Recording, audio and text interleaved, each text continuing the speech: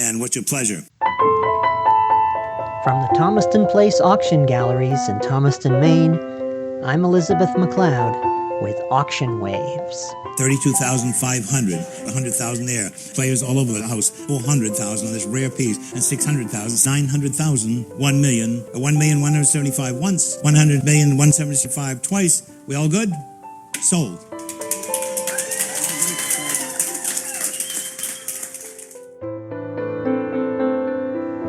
Every collection has a story, and every collector has a story about how and what they decide to collect.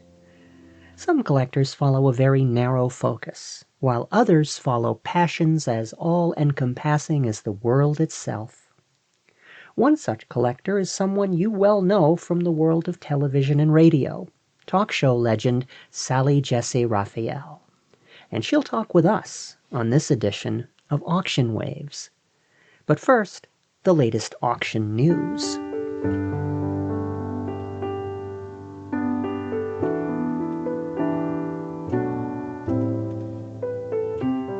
It's all coming together at Thomaston Place Auction Galleries for our 3-day Summer Splendor auction, taking place June 27th, 28th, and 29th. Our crew is busy this week setting up the gallery to display over 1,500 auction lots that offer fine art, estate jewelry, Chinese antiques, vintage automobiles, rare collectibles, and plenty of music, as auctioneer Kaja Veyu demonstrates. So I'm Kaja Veyu, and I'm standing in front of a wonderful replica of a Rockola jukebox from the 50s. When these first came out, they had these big, thick discs called 78 records. And later on in the 30s, 40s, and 50s, they came out with thinner discs called 45s. This particular machine is so advanced that it takes CD disc rather. And what's great about this is as it warms up, it causes the oil in here to bubble. Has a walnut veneered case, beautiful condition, from the Hurt Belkin estate. That jukebox is just one highlight from the collection of audiophile pioneer and recording industry executive Herb Belkin, and it comes fully loaded with Mr. Belkin's personal playlist, encompassing everything from Charlie Parker and John Coltrane to the Beatles.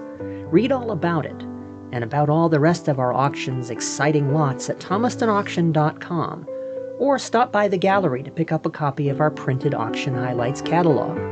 And don't forget, our in-person auction preview begins at 12 noon on Saturday, June 14th. This is Auction Waves, and I'm Elizabeth McLeod. 57 WMCA. Real People Radio. I'm Sally Jessy Raphael. Our topic right now, well, anything and everything that you would like to know about it. If you watched daytime television in the 80s and 90s, you knew her on sight. Her bright red eyeglasses and her insightful interviewing style set her apart from the rest of the crowded afternoon talk show landscape. But away from the cameras and the microphones, she relaxed in an elegant Tudor Revival home in Dutchess County, New York, where she renovated and decorated to reflect her own wide-ranging interest in fine art and distinctive furnishings. Now, much of that collection will be up for bid in our Summer Splendor auction. And joining us today to reflect on her life as a collector and connoisseur is Sally Jessy Raphael. Well, good afternoon. Well, good afternoon to you, Liz. Well, I'm glad to have you with us today. I used to listen to you on WMCA not that long ago. That is correct. And you know what? Not a lot of people, that predates the national radio show on ABC, NBC, and it predates the TV show.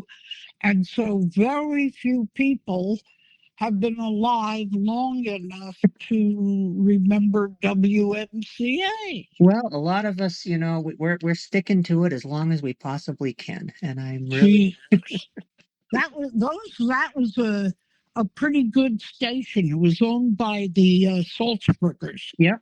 I used to listen to it quite a bit. What I'd like to talk about today is your career as a collector of interesting things. We have many of your items in our upcoming auction.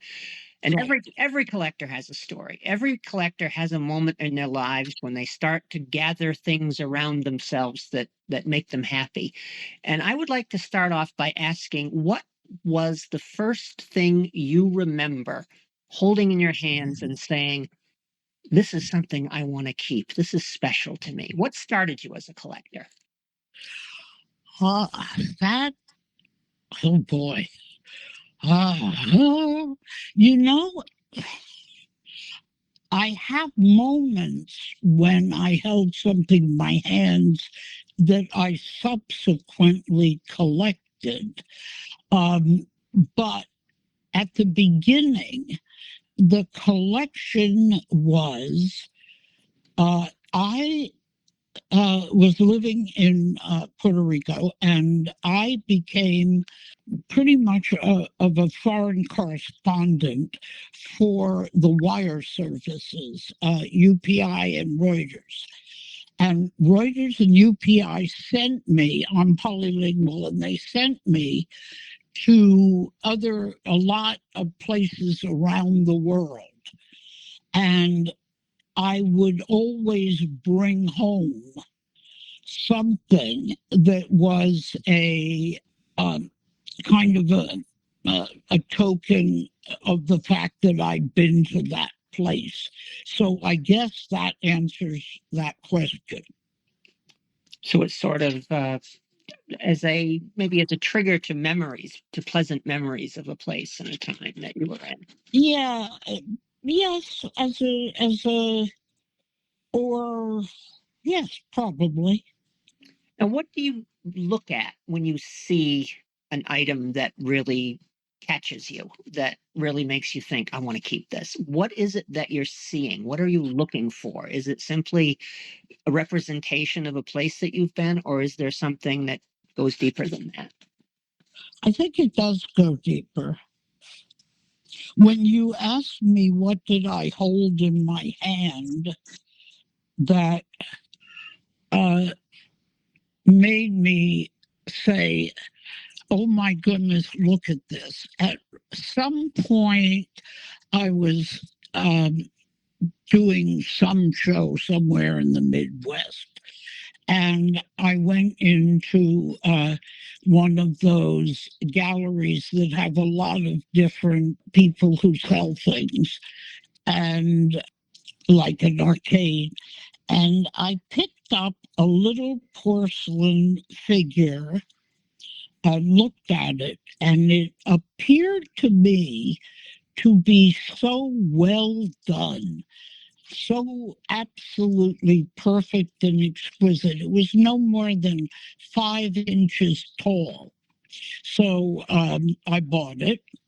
I think, I'm almost sure I paid about $7.50 for it. Now, it was made by a man his name was Dag Jensen. He became, in his own right, a creator of porcelains, and he worked for Royal Copenhagen. The last one of his that I purchased before I stopped collecting, there are 410 of his known. I have 380. The last one was $20,000.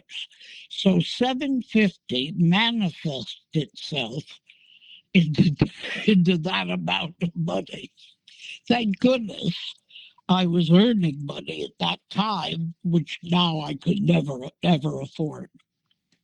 But it started with just seeing that and being struck by how And beautiful knowing it the was. man knew how to make a porcelain, yes. It's an admiration for the ability to create the work as much as it is an admiration for the work itself. Oh, yes, it's work. I'm very, for example, in your auction, we have a lot of Danish Impressionists.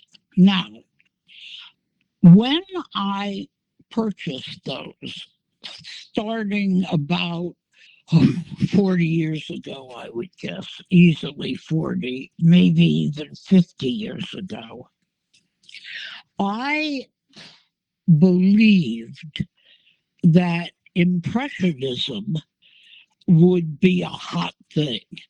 And I thought, as there are French Impressionists and there are Spanish Impressionists, eventually it would get around to Danish Impressionists. So I started collecting Danish Impressionists. I believe the work of those paintings is as good as any French Impressionist ever did. However, I at that point I did not pay a lot for them, and in the auction they're even going for less than I paid for them. So if someone wants a very good quality Danish Impressionist that I believe someday, probably not in my lifetime, I'm 90, but that's going to be a buy. Anyone who buys those paintings is going to get what I consider a real buy. I was walking through the gallery earlier today, and I was just sort of looking at those paintings, and there's just something really comfortable about Yes. the greens and the browns and the golds. Yes. They're very, I don't want to say tranquil, but they are very cozy paintings. They are cozy and they do feel comfortable when you're surrounded. And boy, are they a good buy for people. Well, I would certainly agree with that. I was looking them over and thinking these are paintings that would do credit to any home or any collection. And yes, and I was very interested in the fact that you had collected so many Danish paintings. And I know that you're a painter yourself. I am. Do the paintings that you collect reflect your own style as a painter? I know we have a couple of your paintings in this auction. I think you have two. Right. Yeah. No. Here's what happened. My mother was a very, very accomplished, educated, fine painter. She hangs in, I have a lot of funny stories about her as a painter.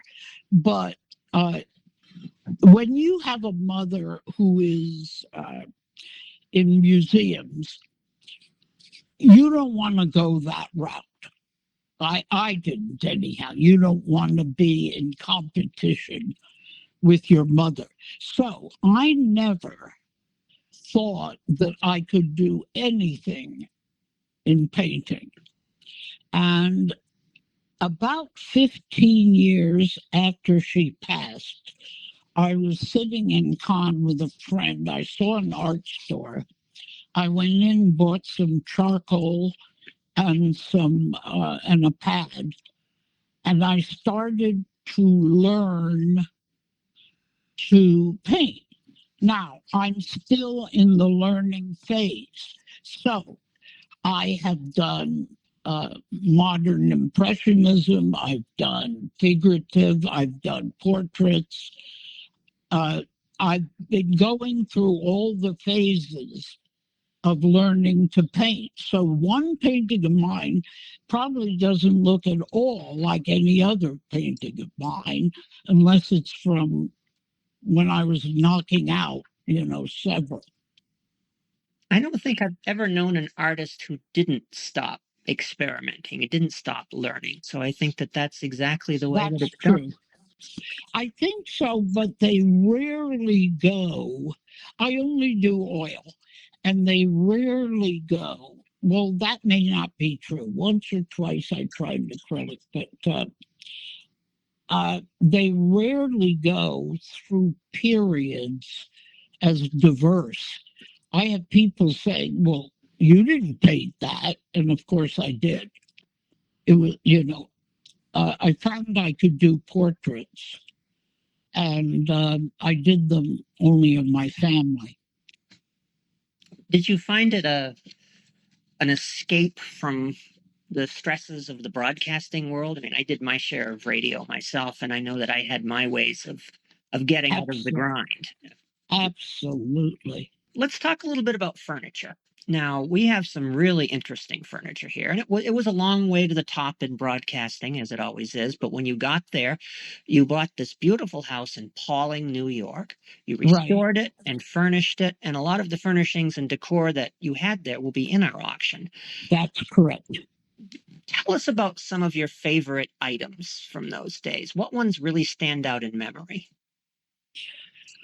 Well, nobody. That house happens to be for sale now, in case anybody wants not a house, but an adventure. My husband and I wanted an adventure. So we bought a big, crazy house. And it had 53 rooms. It had, I think, 17 bedrooms, something like that. So the fun was to go out. We had a lot of things left from other homes that we had owned and all over. Mostly, I'm from Puerto Rico. But I lived there 32 years. I lived 24 in Nice, in France. So we had furniture, but not enough to fill 53 rooms. So we went out searching for things that we thought would be fun or interesting that we could afford for that house. So I again look for craftsmanship. You want to have items that will hold up, but will also stand out when you walk into the room and see them. Yes. I was looking over some of the photos online, and it struck me just how, again, comfortable a lot of those rooms looked. I mean, there were a lot of things to see and a lot of things to look at, but I don't think I ever saw anything that I thought would be overwhelming to the people sitting in the room. No, I don't think so. We did use that house. We had a camp for overprivileged children for about 15 summers, and we had tons of kids. We invited all kinds of people to come and live with us. So the house was used. When my husband became ill and was terribly ill for 6 years with dementia and Parkinson's, I couldn't any longer take care of guests. So that stopped that, and that's why that house is for sale now. It can sell tomorrow or it can sell in 8 years. One never knows. Do you miss having that much space to decorate? Yes. Now, I understand that you're doing a lot of traveling, since you retired from the routine of broadcasting. Well, are you still collecting? Not as much as I'd like. No. I have been warned that if I ever come home with anything, that I'll be locked out of my own house. My daughter says you can't buy one plate, one pitcher, one more fork. It's all over for you, kid.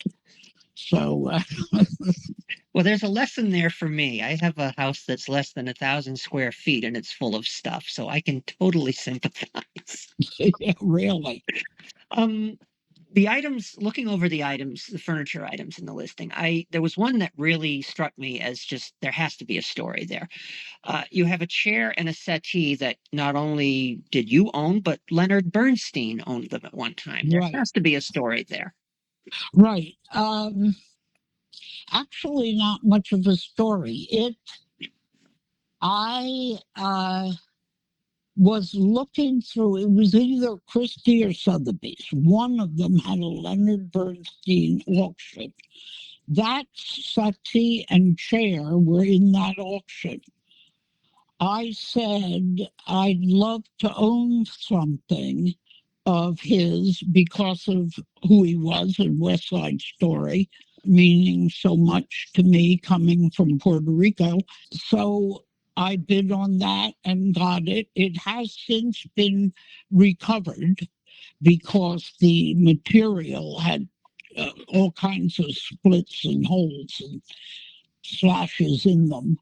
But I just loved it, and giving it up is hard, but it should go to somebody else who cares. Well, it has a fascinating provenance, Yes. dual provenance, which Right. is not something that you see very often. And I think that it's just the beautiful pieces, and the story just makes them more so. Right. A lot of people are going to come away from this auction proud to own a piece of memorabilia from one of their favorite media personalities. What would you like to say to those buyers? Well, I don't understand why they feel that way, but okay, that's an honor. I feel honored that they feel that way. I think that is lovely. I was never somebody in my life. I wanted to do the work, but I never wanted to be famous. I find it terribly embarrassing. When I go to a party, people say to other people, "Man, why'd you invite her? She didn't say anything." You know, they expect that you're more of an entertainer. I'm not. I'm the absolute opposite. More than 6 people get me uncomfortable, and yet I can give a speech if it means walking out on the stage like I did in San Antonio, Texas, to 45,000. That's no problem. I can stand there and give a speech, but I can't be at a party with 6 or 8 people and not feel terribly uncomfortable. So why anybody would want anything of mine just makes me feel glad and honored. Well, that's a wonderful answer. And again, I can totally relate to that experience. I feel the same way myself in small groups. Yeah. I think it's endemic to people that go into broadcasting. It's a way to. Why is, especially radio? Yeah, people, yeah. Isn't it this? It is. A lot of us like to be solitary, and there was Yes. a lot of, just sitting in the dark in a room with a microphone. It was less intimidating than talking to people face to face. But I'm glad you told me that because I hadn't thought about it. But in terms of radio, which was my love, not television. Television was very difficult, and a lot of it terribly unpleasant. But radio was divine. I love doing all night radio. That was about my favorite thing. It's interesting. That may be the reason why I don't want to see other human beings under 45,000. Oh, Sally Jessy Raphael, thank you so much for taking time to join Well, us you today. are a very good interviewer. It's a pleasure to talk to a fellow radio person, and I hope the sale goes very well, and I was pleased to be with you. Well, thank you. Thank you very much, Sally, and we'll be watching this auction with a great deal of interest, and I think I might even bid on something myself. Thank you, dear.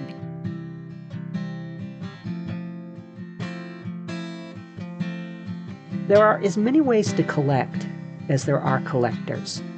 But there really is only one rule. Collect what you enjoy, and enjoy what you collect.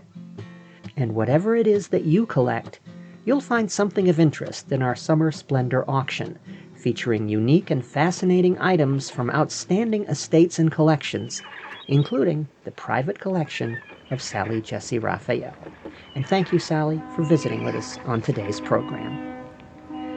And comes already my ride, but before I go, don't forget you can bid on our auctions in person at the gallery, by phone, or online. It's an easy process no matter how you do it, and you'll find complete instructions and our full auction catalog at thomastonauction.com.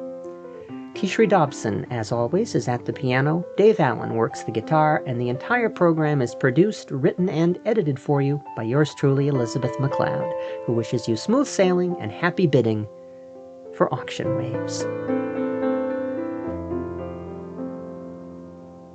Auction Waves is a presentation of Thomaston Place Auction Galleries in Thomaston, Maine.